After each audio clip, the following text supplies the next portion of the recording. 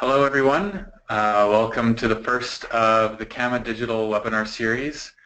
Today we're talking about online lead generation and how you can make your website work for you. Just a couple of quick notes before we start. We're going to have some time for questions at the end of the webinar, so if you want to ask a question, just type it into the questions panel on your webinar panel there on the right side. And also the webinar is being recorded, so you'll receive a copy of the webinar by email in about 24 hours if you want to revisit some of this stuff. All right. My name is Eric Postma. I'm the inbound lead at ThinkShift, and I'm here with my colleague Kevin Gordon, the digital marketing lead at ThinkShift. So I'm going to speak for a while before turning the webinar over to Kevin. So ThinkShift, we're an advertising agency and corporate culture consultancy. We have offices in Winnipeg and Portland, and we help organizations change from the inside out, creating connected clients, engaged employees, and intentional leaders. So there's our pretty faces.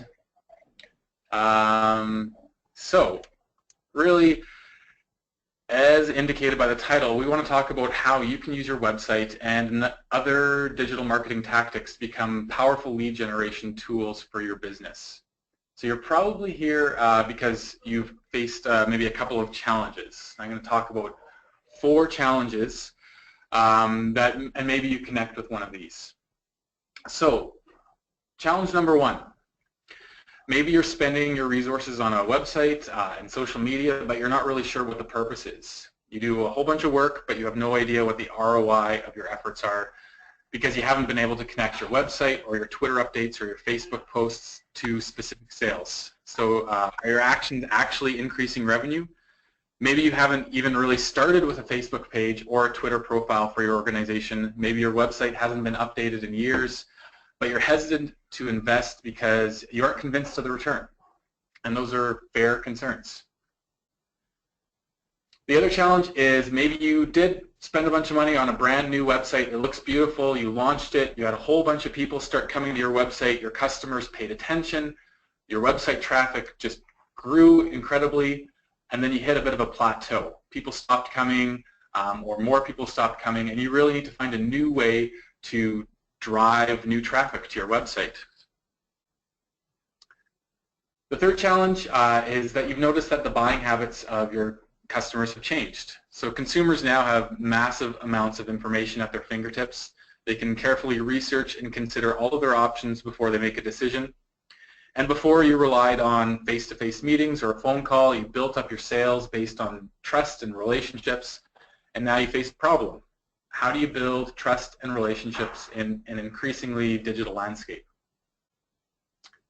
And the final challenge is maybe you do have the benefit of having a massive email list or phone call list, people that have attended events or they've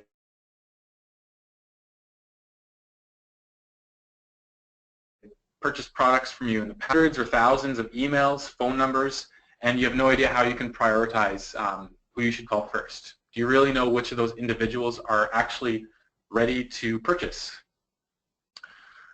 So this is the point of the infomercial where we change from black and white to color, and I say something about how for the low price of $19.99 all of your problems can be solved. I'm kidding, of course, but we're going to talk about how digital marketing strategies can help you track the ROI of your marketing investment, attribute sales to your specific actions, drive new website traffic, develop trust with your customers, and of course generate new and better leads. Sounds good, doesn't it? So what I'm talking about here is something called inbound marketing. And I'm going to get into the nitty-gritty of what inbound marketing is. At its heart, inbound marketing is about combining content, text, and nurturing leads. So what does that mean? It's about understanding who your customer is and using your website to provide the right content. I'm going to dig into what that means and show you some examples as well. So inbound marketing is about understanding who your customer is and about providing valuable educational content on your website, which attracts visitors and builds that trusting relationship with your ideal customers. So here we contrast inbound with outbound marketing.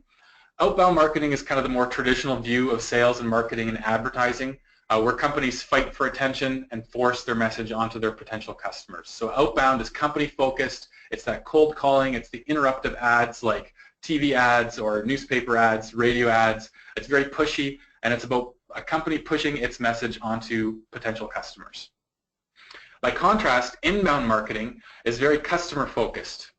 It's about being found by your customers and meeting them on their terms. So by providing content, you attract your customers to your website, they see value, they see you as a thought leader, and now all of a sudden you've got a good relationship built with your customers.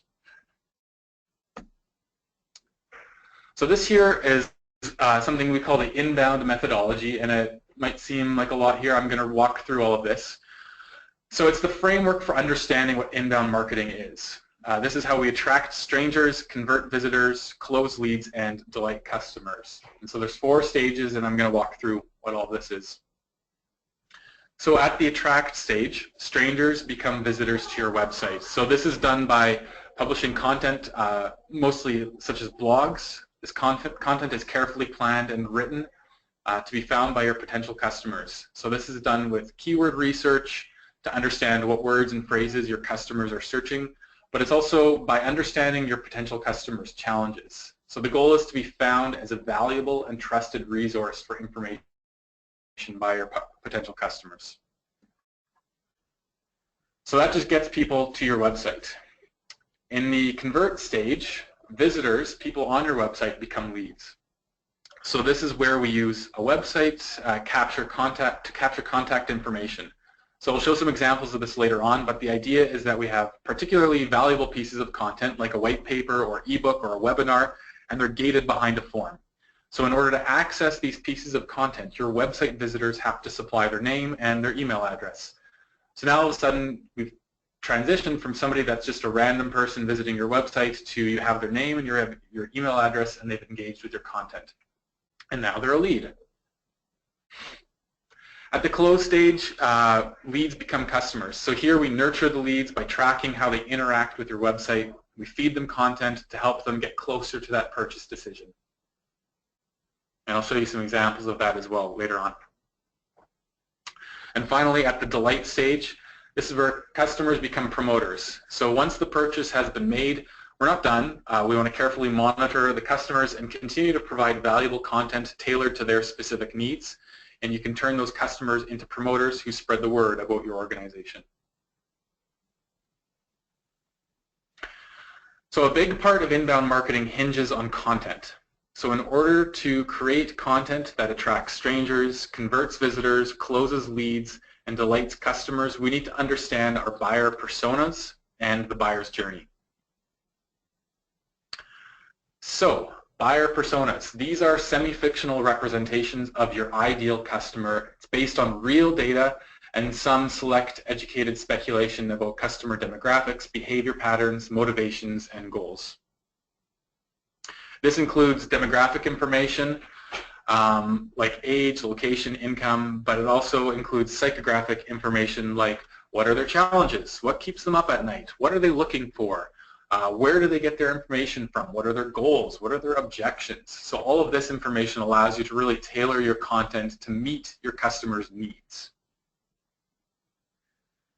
And then the other half of it, so there's buyer personas and then the buyer's journey. So the buyer's journey, this is the path that your customers take from awareness to consideration and finally decision. So understanding this buyer's journey is understanding what the questions are that your buyers are asking at each stage on their way to making a purchase decision. So by knowing this, you can create and promote relevant content that answers those questions and moves people closer to a purchase decision. So first, at the awareness stage, the buyer is experiencing a problem or seeking an opportunity. They might not really know what the problem is, they are just experiencing certain symptoms. It helps if you think about this like a trip to the doctor. So in the awareness stage, you go to the doctor and you say, "Doctor, I've got a sore throat, I've got a headache, my nose is all stuffed up." And the doctor does some tests and takes a look at you and he says, "You have the flu." So now you have a name to what your problem is. At the consideration stage, the buyer has identified that problem or the opportunity, they put a name to it, in our case it's the flu, and now they're researching the different approaches to solve the problem.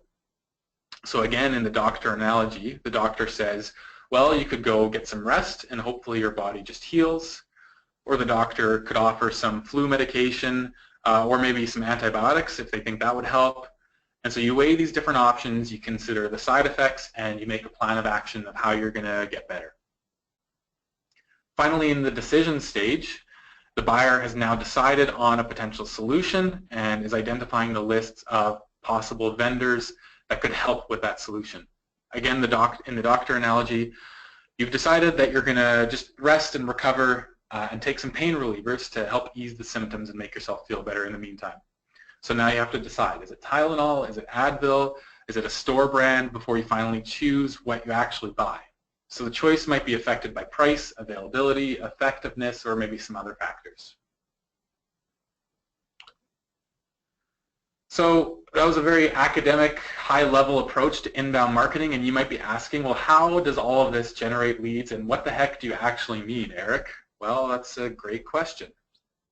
Let's talk about lead generation. I'm going to show you some examples of inbound marketing in practice, and this will give you an idea of how this helps us generate and qualify leads using your website. So by providing content that your potential customers find relevant and educational, you develop that trust. People look to you as, a reliable resource for information.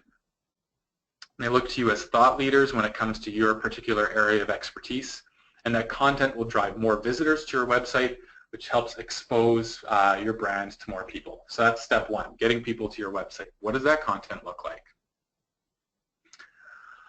So for the most part, that's things like blog posts, but it can also include easily digestible pieces of content like videos, infographics, and slide decks as an example. So the purpose of this content is basically to get people in the door, and you provide something that's really easy to access, really easy to digest, just to make that introduction, that online introduction between your organization and your potential customers. So at ThinkShift, we write a number of blogs that are aimed at getting people to our site.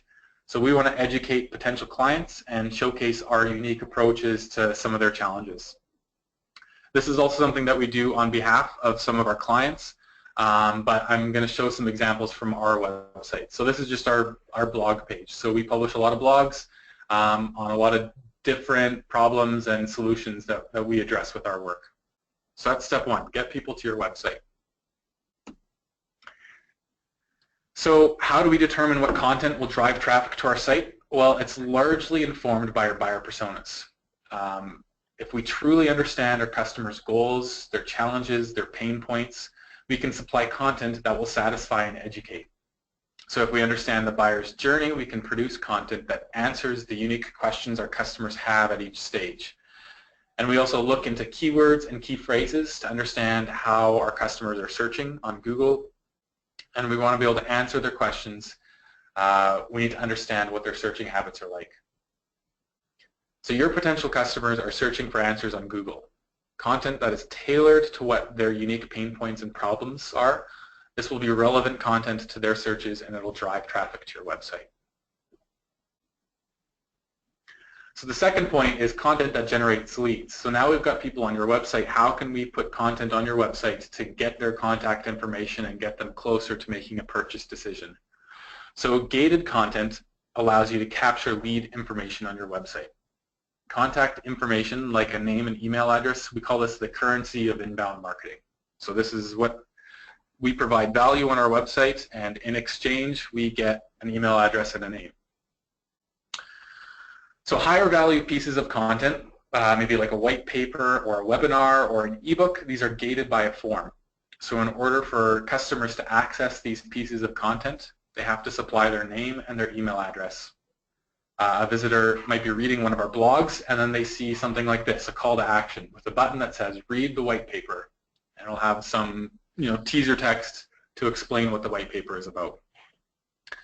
That brings them to a landing page, and there's a form on the landing page. So this has some more information about the white paper. In this case, it was agriculture and the digital revolution.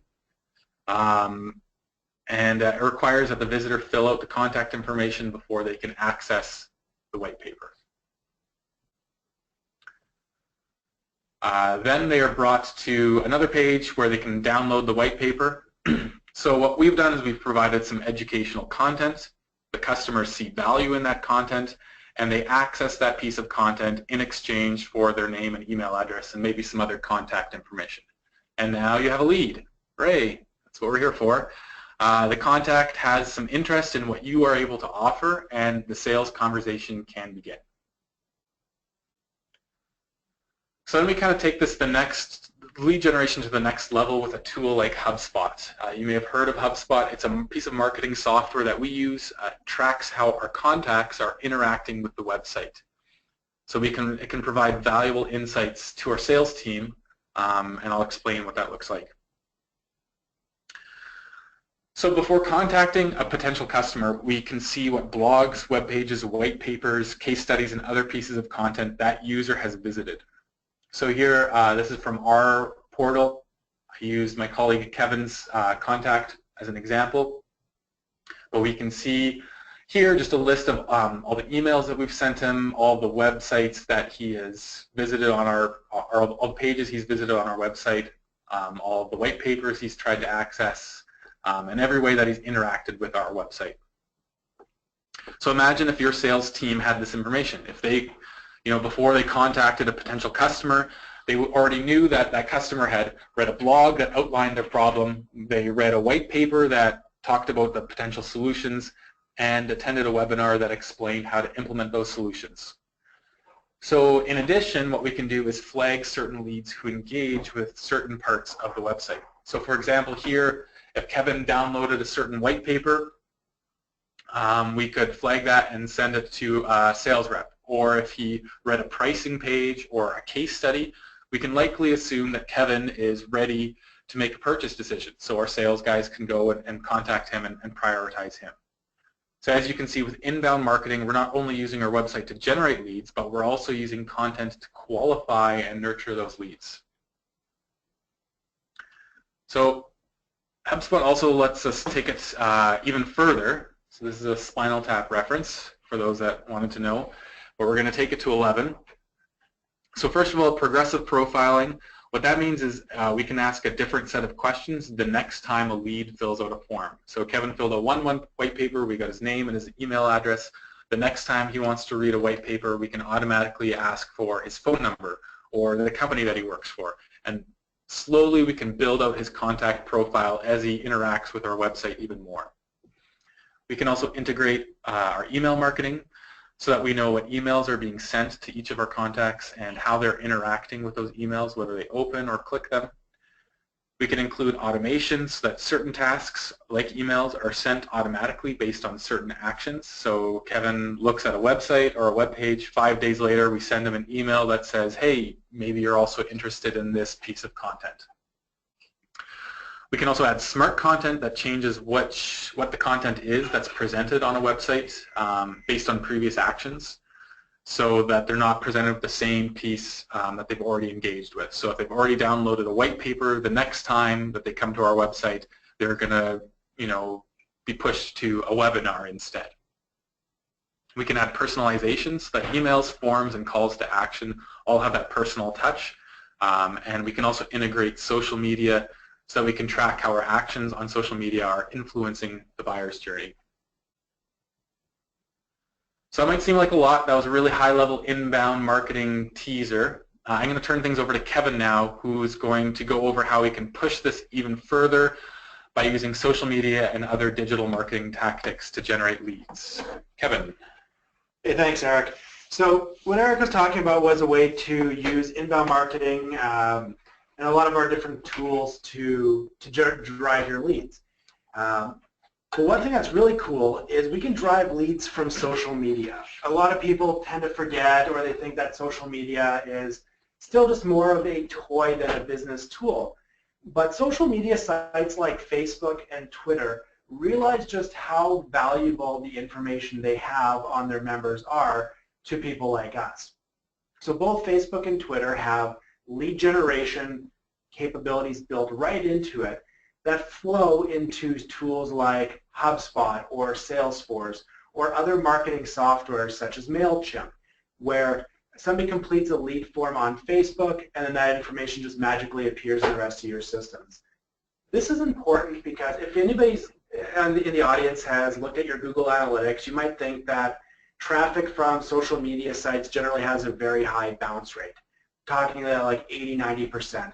And it's true, and it's even worse for mobile. And the reason why is most people who access social media sites like Facebook and Twitter do so on a mobile device, but it's 30 times easier to complete a form built into Facebook or Twitter on your mobile phone than it is to do so on your website. So the barrier to entry is people just don't want to fill out forms on their mobile phone, but services like Facebook make it really easy because, so here's an example. Somebody sees your ad on Facebook, and it could be in our ThinkShift's case, we're doing this for a webinar we're running on the 23rd on agriculture and digital. If somebody sees the ad for the webinar and they click on it, they'll be prompted to fill out their contact information. Now, of course, Facebook already knows their name, their email address, their phone number, the company they work for, and a whole bunch of other information. So Facebook is going to bring up a pre-populated form, and all the user has to do is hit the submit or OK button to send that information off. And again, that information flows automatically into your HubSpot or other marketing tools, but the user ends up on your website anyway. So it's the best of both worlds. You get their contact information without the person really having to do much work, and they get to see your website and the other content that you want them to see on your destination URL. So that it takes away the barrier to entry and makes it a lot easier. Now, why we pitch social media as a great way to market your content is it allows for hyper-targeted, persona-driven content. Both Facebook and LinkedIn allow us to target content to people by demographics, geographics, the industry they work in, the companies they work for, their job titles, and LinkedIn takes it a step further and allows us to target based on job function, seniority within a company, company size, company revenue, and a whole bunch of other great things. So if you're looking to expand your reach, especially in that awareness stage, it makes sense to take the personas that Eric was talking about earlier and turn them into targetable content on social media. So an ad or a content piece would be shared to the correct audience. Now, it becomes more of a cart before the horse sort of thing when it comes to whether you should be doing paid advertising, which is that push approach, versus inbound marketing as a pull approach. And the reality is you do have to continue to do both, at least in the early stages of your campaign to get them in the funnel, because if nobody knows who you are to begin with and you have a low-ranking Google site because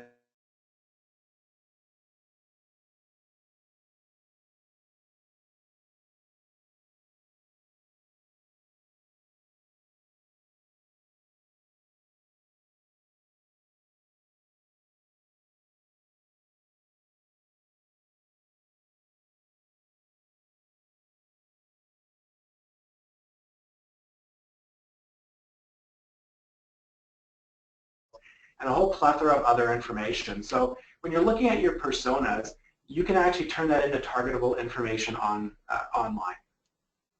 Which takes us to the next part, tying in ads the smart way. Online advertising has become really, really sophisticated over the past couple of years, and it changes so rapidly and in mind-boggling ways that you can't help but stare at awe at just how cool it is. So I'm sure everybody here have seen, sorry, I'll just actually jumped ahead there. So we talked about the stages of the buyer's journey a little bit earlier, awareness, consideration, and decision. This isn't just something that ThinkShift or HubSpot or big marketing agencies use as terms. They're things that Google and Facebook and Twitter also use. So when you buy an ad on Facebook, you're asked, are you doing an awareness, consideration, or conversion ad? If you're buying an ad on Google, are you building awareness, influencing consideration, or driving action? And similarly on Twitter, they ask similar things but a little bit less, or are you promoting your website or driving a conversion? So all this is designed around making sure your marketing dollars, when invested online in digital, are working for you, not against you.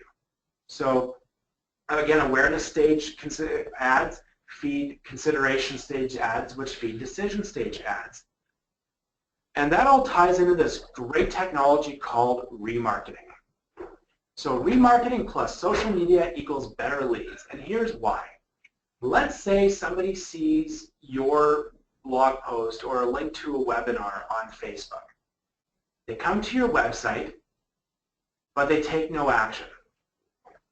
Well, they saw the awareness piece content on Facebook. That was a hook to get them to your website. But again, for one reason or another, they just chose not to register. Well, that information flows into HubSpot or other marketing automation tools, and now HubSpot knows that that person exists. We don't know who they are yet because they haven't told us, but we know that they viewed your website. But that also triggers conversion pixels for Google and YouTube, Twitter, LinkedIn, and Facebook, and any other ad network you participate in to now show consideration stage ads. So you might say, well, you know, what's top 10 things I should be doing digitally today? You see that ad. Well, now we know that you're interested in doing things different digitally. Well, now the consideration communication piece, whether it's an article or a video or another piece of content gets served out to that person where it says, you need to register for this webinar or this event because space is limited, it's free, here's additional value, here's additional content that'll help push them along the buyer's journey. They come back the second time, and now they're in the consideration stage, but they've moved a little bit further. So now we can show them decision stage advertising. So we can push them along the buyer's journey, however that makes sense. So this is just a really cheesy graphic that I made, and I apologize, I'm not a graphics designer. But if somebody sees an ad in the awareness stage or a piece of content in the awareness stage and they take no action, they'll continue to see messaging for the awareness stage until we deem that the person is definitely not interested and we just take them out of seeing the ads. If the person moves into the consideration stage, they'll continue to see consideration content, blog posts and white papers and banner ads and videos that support the consideration of your product or service. After they come back and they move more into the decision stage, they will continue to see decision stage messages continuously until they either make a purchase or a conversion, or we deem that they're not going to move forward and we drop them from the funnel. This also creates mirror audiences where Google, Facebook, and Twitter will use the information based on who's viewing your website to help hone in your communication strategy. So everybody online leaves a digital footprint. Every website you go to has pixels installed for Google and probably Facebook. If you've ever seen a website that's got a Facebook share button or like this or retweet this, then those websites are tracking your behavior, same with Google. So we're all not, despite what our moms have told us, we're not unique snowflakes and we're not special in terms of online marketing. And you know this because you've created personas for your customers and your clients. You've grouped them together based on like data, like segmentation and behaviors. Well, that information can be fed on platforms to help narrow down your search for customers and clients. So we know that, for example, Kevin Gordon works here at ThinkShift. So Kevin's a marketer. Well, if they know that Kevin is a target persona based on his browsing habits, then they know that other people like Kevin have similar browsing habits and they should see the same messaging. So people like Kevin who are more likely to convert will see your message. And this is automatic. This is a reinforcement of your personas. So you might say, you know, I really want to target people in the transportation industry who can help move our products around that are, you know, typically between the ages of 35 and 55. And, you know, typically visit websites like the Manitoba Trucking Association or Transport Canada or tariffs and all that other stuff. Well, we know that based on those people's browsing habits, there might be 10,000 people who match, and then those are the pieces of content that they'll see based on their personas. And then as people take more actions on your website, we can develop both positive and negative personas. So we can say that the people in green are likely to make a purchase or fill out a conversion form or whatever we deem a desired action to be, people that are in orange are a subset of that who are really high value targets. These are the people that, if you think of your 80-20 rule, these are the 20% of people that contribute to the 80% of your bottom line. So why not position content geared towards those people? Online marketing, inbound marketing, and everything that we're talking about is about being found by the right people at the right place at the right time of their buyer's journey. It's not about what you want to publish as a company. It's not about what you think is important. It's about what they think is important. It's about making sure that your content resonates with them. So all this data continuously reinforces your personas. So as people convert on your website, it trains Google and Facebook and all the other networks and HubSpot that these are the types of people we want to target. So instead of having a click-through rate online of your content of 1%, you might start seeing click-through rates of 2 to 3 or 4%, because now the content is geared towards the people that it's meant for, and it just works. All this is done from a more technical standpoint. This is all done through really fancy tracking pixels on websites. This is something that if you're not already doing, you need to have your webmasters install tracking pixels for Google, Facebook, Twitter, LinkedIn, and a marketing automation platform like HubSpot. If you don't install these tracking pixels on your website, nothing that we've talked about will work. And it's something that's really easy to do, but everything is powered by these tracking pixels. So while we give Google and Facebook and all these big companies the ability to track our users on our websites, the benefit to you is you know what they're doing, you know how they're using your website, and you're able to provide a little bit of extra value in your marketing. Which brings me to this point. Data is sexy. As a marketer, your job is to create ROI for your company. If you're not looking at the data that's freely available to you from, again, companies like HubSpot, Facebook, Google, Twitter, and LinkedIn, you're not able to adjust, enhance, and measure how your content is working. So earlier, Eric mentioned that HubSpot allows you to track who is using your website by name, what pages are viewing, what emails are opening, what links they're downloading. By contrast, Google Analytics does not. Google Analytics only tells you the aggregate of who is using your website, and Google's policies prevent you from feeding in information that makes anybody identifiable through their platforms. So if you really want to be intentional about your marketing, you need to know who is browsing your website and when. So you can make adjustments. Now if you find that all of your visitors are coming from Facebook, then maybe that's a great content strategy to write more Facebook. But if you find in this example here, and this is a real screenshot from one of the campaigns we ran, now Facebook is 25 times higher than Twitter. So if we saw that all of our leads were coming from Facebook, that means we can spend less time investing on Twitter. We also know that things like the top pages. What content pages are people viewing on our websites? By time of the day, by day of the week, by month. We need to know. Sorry, I just got a message that you might be having trouble hearing me, so I'm just going to move the microphone a little bit closer here. So I just apologize about any noise that you might hear from me shuffling the electronics around.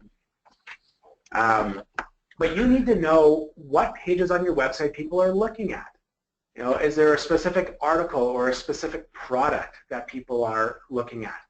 Are they spending a lot of time on the page? What's their bounce rate? High bounce rates, in this case, the first line has a bounce rate of 91.11. That means that 91% of the people who visited this page and did nothing else.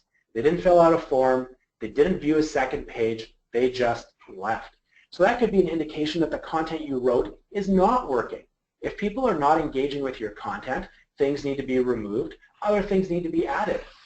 But the biggest benefit to making sure you're staying on top of your numbers, making sure you're looking at your content, is if you wrote an article and it's not converting, it's not getting any clicks, it's not getting any sort of uptake, that can actually hurt your search engine optimization and your search engine position. If Google sees that there's a lot of what they would deem as poor quality content on your website, which is measured by things like Google Chrome browser, Android phones, and people that use them, as well as the tracking pixels we install on our websites, then Google will say, well, you know what, you're publishing a lot of fluff content or garbage, and they're going to devalue you in search results. So content that's no longer performing, it might be a paper that's 2 years old now, maybe it's time to remove that from your website. Maybe it's time to replace it with updated content. Because the worst thing to do is provide outdated content to your users, and they know that it's outdated content, which makes you look bad as well.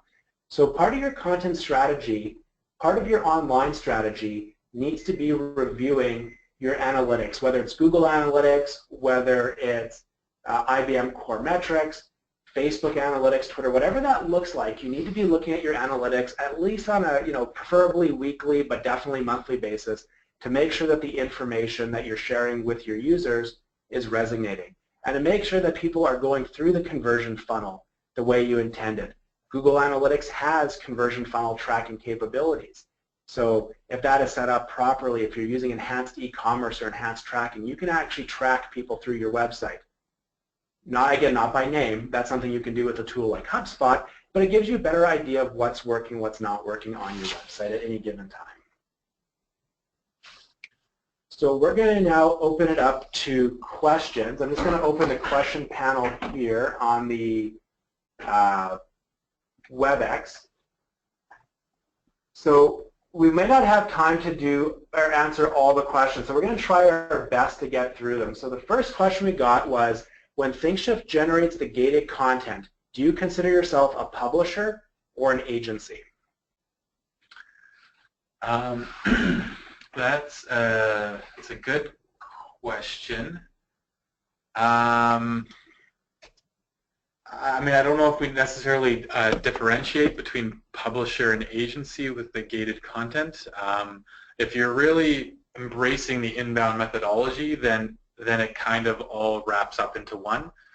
As an agency, if we really want to get the ideal customers, the right people coming to work with us, then what we need to do is we need to provide content that they want. So what I'm saying here is in order to do inbound marketing right, you have to kind of think like a publisher. But in the end, the purpose is to get leads. So I don't know. I don't know if that really answers the question there. But we kind of do it both ways, or think about it both ways. Yeah, further on that, when ThinkShift does this for clients, we do act obviously as an agency, and we do help our clients with their content strategy to make sure we know how that flows into their buyer's journey, how it supports their personas, and ultimately how it's going to generate leads for them. So I'm just going to... If you feel like we haven't necessarily addressed the question, then put something in the chat there, or another question that maybe clarifies it as well. We want to make sure that we address what you're trying to get at there. So the next question is, what percentage of commercial farmers in Canada have Facebook and Twitter?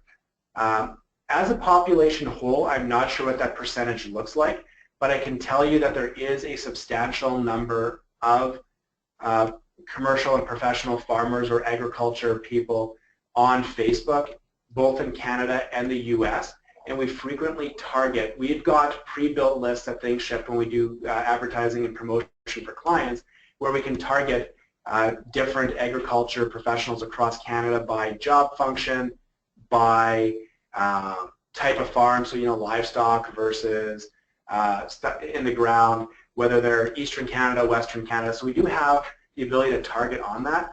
I know specifically we just did a campaign in the States yesterday, and I was able to target roughly 50,000 agriculture professionals in Canada on Facebook that would be considered higher level people. So we're talking like CXO level, director, VP, and senior marketing managers. And there's about 50,000 of them that we could target across Canada and the States as of yesterday. So there is a large number of people that fit the agriculture demographic on Facebook and Twitter that we can target. I think I'm going to add to that as well. I'm relatively new at ThinkShift, actually. I've been here for a few months, and I came in and I asked the exact same question, like, oh, we're really digital focused. Are farmers and growers really on Facebook and Twitter if that's where we're focusing? And they are. I was trying to find our stats on that, but we do have statistics, and maybe I can follow up if we want with some of that. But it's representative of the larger population as far as percentages of people on Facebook and Twitter that as equally they are there as well. They're using social as much as any other population is. So not to discount it because they're farmers or something. Yeah, what we're finding is as cell phone coverage gets better across Canada, especially in rural areas, the number of ag producers are skyrocketing on social media and online in general, because up until a few years ago, you may have had no cell phone reception or really poor quality internet in the rural communities. But that's changing now with 4G and LTE internet. Everybody has access. So farmers in their fields are, we've developed apps for our clients where that gives farmers tools while they're in the middle of their field to know how their crops are performing, submit trial data, and any other information that our clients wanted. So we do have farmers that are way more connected today than they used to be. Another question we got was, do we have age demographics on farmers on Twitter and Facebook? The short answer is yes, we do. We don't have that readily available, but if you'd like to explore the types of people that are on Facebook or Twitter and LinkedIn when it comes to agriculture, contact us at the end of the webinar offline and we can definitely help you explore that. What about the privacy challenges? That's a great question. Under the CASO legislation, Canada's anti-spam laws, they consider that anything that's considered a commercial electronic message to be something that you have to get permission to send. And the law is constantly changing. So when it comes to conversion forms, if you check out the ThinkShift website, you'll notice that while we collect names and other contact information for the sole purposes of the event or whatever we're trying to promote, we always have a checkbox that says, I consent to receiving communication messages from ThinkShift. So you always have to have that checkbox when you're collecting information in a web form if you intend on sending the person communications that are not related to their specific request. So when you registered for this webinar today, you would have got a confirmation email back from CAMA saying thank you for your registration.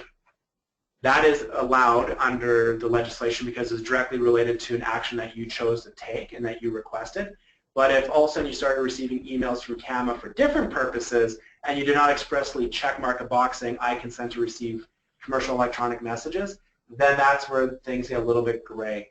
There's also implied versus express consent related to if somebody is a customer or a client of yours, you have certain abilities to communicate with them that aren't directly related to the primary business purpose. So the CASO legislation is quite in-depth.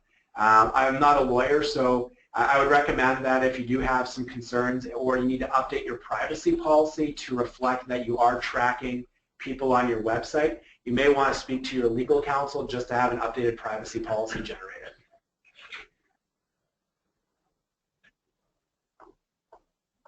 So another question we got is there are blocking programs that block trackers. How do you deal with that? And the short answer is we really can't.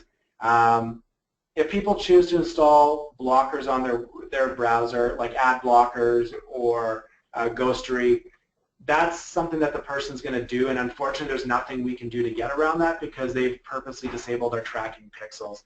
The vast majority of users will not have those things installed, especially in a corporate environment, because most computers and software on those computers are dictated by the IT department, so it's really hard to install ad blockers or other third-party software. So from a commercial standpoint, it's probably not a large percentage of the population that you're going to have to worry about. I think too, this is Eric again, even without necessarily the tracking function of a lot of what we talked about, by providing content that customers see as valuable, if they're using an incognito window on Chrome or something where there are this Ghostery, other things that prevent us from tracking, at the very least they're engaging, even without us knowing it, they're engaging with our website, with our content, and that they have some interest in it. So we might not be able to reach out to them and say, hey, do you want to talk with us about something?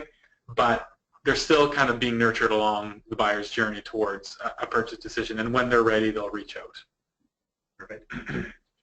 Yeah, so the next question we got is, how are you charging for the service as an agency? Are you charging per lead? So for the inbound side of things, I'll speak to.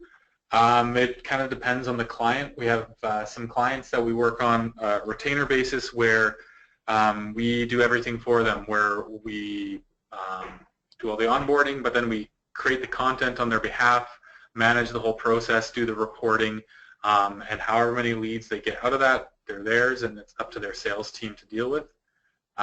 We don't have anything that's structured on a per lead basis, but there's others too where we just base it on a single campaign. So inbound marketing is part of the campaign that a client might be running for the month of June, and we run it that way. So none of it is structured per lead at all.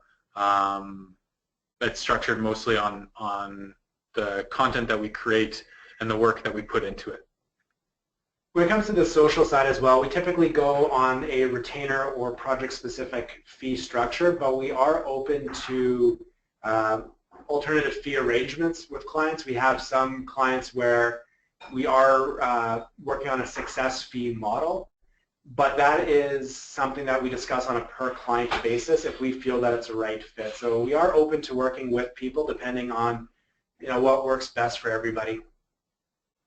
And I agree too, like again, leads are obviously our end goal, but there's other things that you achieve in the process to get those leads. So there's things like the awareness that you get from having more people see your content and read your blogs and look at white papers. So you might not necessarily have certain leads, but sometimes people just want increased brand awareness, in Canada. So the blogging achieves a big part of their goals. So another question we have is, other than HubSpot, who else is leading the way for suppliers? Yeah, I'll take that again. HubSpot is definitely the leader. I think something like over 70% of people that are using marketing automation software are using HubSpot. There are others on the market that try to do similar things. So Salesforce has something called Marketing Cloud slash Pardot. It's kind of the same thing, or Pardot is part of Marketing Cloud. So it can do a lot of the stuff that HubSpot can. So that's one. Marketo is another one that does it. Try to think. Some other ones. Yeah, there's a lot of companies that are trying to push the inbound envelope. Honestly, when we started going down the inbound road about a year and a half ago, we researched everything that was on the market to date, and HubSpot by far was the largest and most sophisticated platform. The fact that it's it does your email communications for you, your mailing list, it has the gated content functionality, it's directly tied into social media, content flows between HubSpot and CRM systems like Salesforce and platforms like Facebook. So it's the most integrated platform on the market, and they do have a new feature coming out in HubSpot for advertising that now ties in your Facebook, Google, LinkedIn, and Twitter ads directly into a single platform managed through HubSpot. So it's just a really nice platform. It's easy to use, and you don't have to be overly technical to do it. So we chose HubSpot for those reasons, but there are definitely others out there, and HubSpot might not be the right fit for your company, but it is one of the better options, and we very much enjoy and see the value of the HubSpot platform and methodology. So we got one last question here, and then I'll just refresh to see if anything else came in. Is it important to ensure my ads are remarketed around content related to running a commercial farm? And I'm going to say, how important is it? That depends on your strategy. The reality is, if somebody lands on your website and they read an article, there's probably some interest there. So you'd want to remarket people to come back. You don't want them to be a one-hit wonder and just disappear. What you want to see in your Google Analytics is a percentage of returning customers to go up over time as a percentage of your whole traffic. So remarketing is definitely important because it helps keep people engaged, but also making sure that the stages of the buyer's journey based on the content that they read on your website is important to the remarketing as well. So somebody sees, they read an article on your website for maybe it's issues with disease in canola, and then they start seeing ads for growing oats in Manitoba, but they're in Ontario. or is soybeans or whatever it might be, if you're serving them ads that are irrelevant to the content that they read, there's going to be a disconnect there, and that's going to cause problems. So you always have to make sure that the remarketed ads are related to the content that people are specifically looking for. I just got the heads up that we have time to answer a few more questions here, so I'm just going to see where we left off. So another question is, at the end of the day, how do you measure ROI? Especially in agriculture, many companies rely on retailers to complete the sale rather than their own sales force. Yeah, that's a great question, and we work with companies that have that exact same structure. So a lot of them structure it in that the retailers are the customers in this point. So we can kind of track what the sales are like for that particular retailer and attribute it that way. What we can do too is, if the retailer has a website, we can track how many customers are coming, from that particular retailer. If they're pushing to our content, then we can say that, this retailer in, whatever town in Ontario, pushed a certain amount of customers and contacts and leads towards our website. So now we can attribute those leads to that retailer. I mean, it's a little bit tricky as far as doing it, but there are attribution models to figure out where the links are coming from and where they're going to. There's other methods that we've used as far as attributing geographic leads to a particular retailer. So if lead comes in with a certain postal code, then we're going to push that lead to the retailer to make the final sale. And then we can track the ROI on that. So a lot of it requires working really closely with those retailers, obviously, and it requires that relationship. Depending on your company, that's either done through a face-to-face contact between your sales reps and the retails, or it's, again, you do the inbound marketing and your end customer is not the farmer, but it's the retailer, and it's the same structure. So who are two B2B inbound case studies that you'd recommend us to look up for independent learning after today? Honestly, HubSpot has a fantastic academy and a whole bunch of content, and it's free. So if you go to academy.hubspot.com, you can learn more about their platforms, and they have a whole bunch of tutorial videos and free content that you can learn more about inbound marketing. And they've also got case studies. If you need help finding those, reach out to us offline. We'll be happy to send you some information that we have on case studies, and even give you a little bit more of an insight as to what we're working on here at ThinkShift that ties directly to inbound.